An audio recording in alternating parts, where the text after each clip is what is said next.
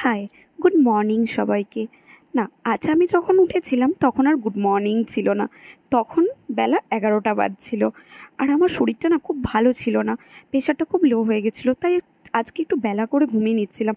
আর মাও আমাকে আজকে আর ডাকেনি যে ঘুমাচ্ছে ঘুমাক। তার জন্য আমি একটু বেলা অবধি ঘুমিয়েছি। উঠে আমি ব্রাশ ট্রাশ করে নিচ্ছিলাম। ঠিক আছে, ব্রাশ ট্রাশ করে আমি একদমই ফ্রেশ হয়ে নিচ্ছিলাম, কারণ অনেকটা বেলাই হয়ে গেছিলো। তো ব্রাশ ট্রাশ করে আমি একদম ফ্রেশ হয়ে নিচ্ছিলাম, তার মধ্যে বিল্লুও চলে এসেছিলো আমাদের বাড়িতে খেতে। ঠিক আছে, আমার চ্যানেলের যদি আপনাদের ভিডিও ভালো লেগে থাকে, প্লিজ আমার চ্যানেলটা সাবস্ক্রাইব করবেন এবং লাইক কমেন্ট শেয়ার করবেন। আপনাদের জন্য আমার বুক ভরা ভালোবাসা রইল।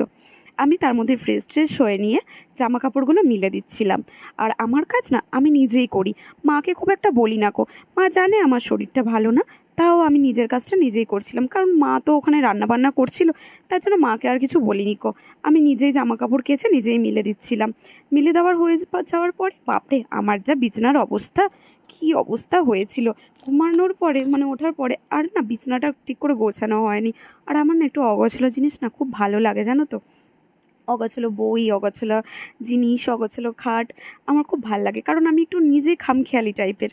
তো সবাই এটাকে খারাপ ভাবে, কিন্তু আমার কিছু যায় আসে না। আমি জানি আমি কেমন, আমার ভালো লাগে। তো তার মধ্যে আমি সব গুছিয়েও নিচ্ছিলাম, মা না হলে বকাবকি করতো। আমি বিছনা টিছনা সব ঝেড়েও নিচ্ছিলাম।